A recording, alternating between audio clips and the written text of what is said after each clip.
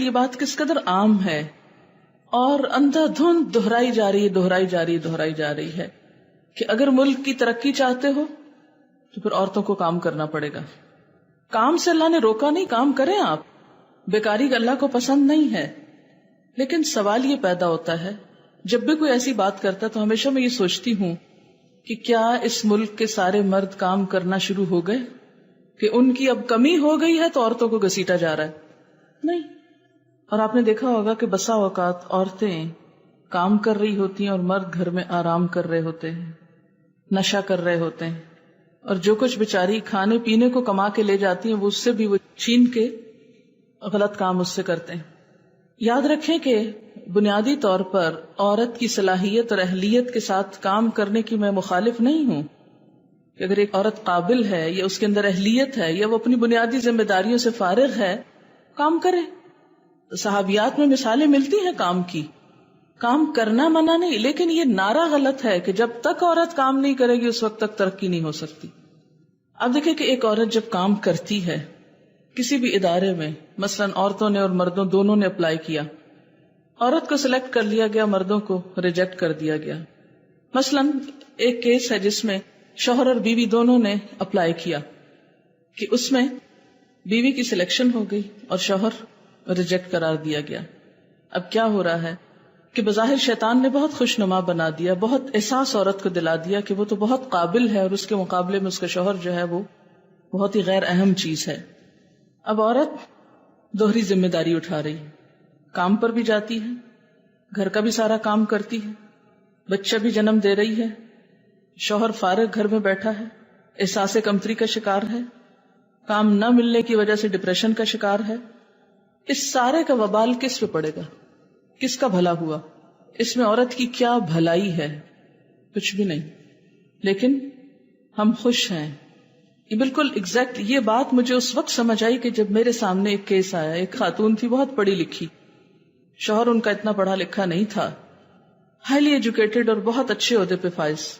تو ایک دن انہوں نے ملنے کے لیے ٹائم لیا تو انہوں نے اپنا مسئلہ بتایا اور آنسوؤں سے رو رہی تھی کہ میں کام بھی کر کے آتی ہوں، گھر بھی چلاتی ہوں، بچے بھی پیدا کر رہی ہوں، سب کچھ میرے ذمے پہ پڑ گیا ہے اور شوہر میرے کے پاس جاب نہیں ہے، لہذا اس کی ضرورت پوری نہیں کر سکتی، اس سے جھڑکیاں کھاتی ہوں، اسے جو احساس کمتری لگ گیا ہے اس کا وبال اور نزلہ بھی سب مجھ پہ گر رہا ہے.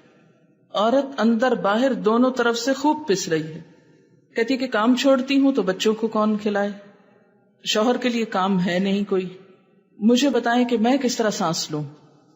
اب دیکھیں نا، سب کچھ ایک کے اوپر پڑ گیا نا، اور جو دوسرے کو نہیں کام ملا اس کا بھی وبال اس پہ اور پڑ گیا، ایک اور مصیبت بھی.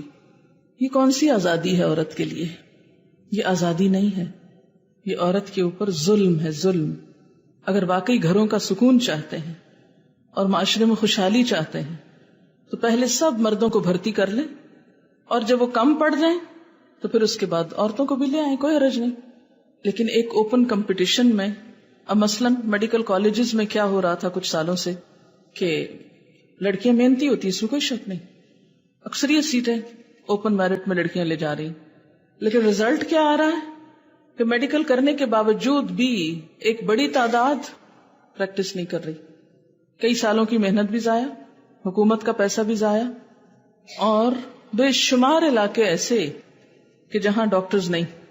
ہمارے اکثریت دیہاتی علاقوں میں ڈاکٹرز ہیں ہی نہیں. اب اگر جبرن ڈاکٹرز کو بھیجا جاتا ہے کہ جائیں کسی گاؤں میں رہیں، کسی ایسی آبادی میں رہیں، تو اس سے آپ دیکھیں کہ پھر عورت کتنی متاثر ہوتی. اگر اس کا شوہر ساتھ نہیں ہے اور اسے کسی گاؤں میں پوسٹ کر دیا گیا ہے تو اس کے بچوں کی تعلیم، اس کی اپنی صحت، اس کی باقی ضروریات، ان سب کا کیا ہوگا؟ تو جب ہم نے فطرت کے اصول میں مداخلت کی، یہ فطرت کا اصول توڑا نا ہم نے، شیطان نے توڑوایا یہ خوبصورت خیال دلا کے.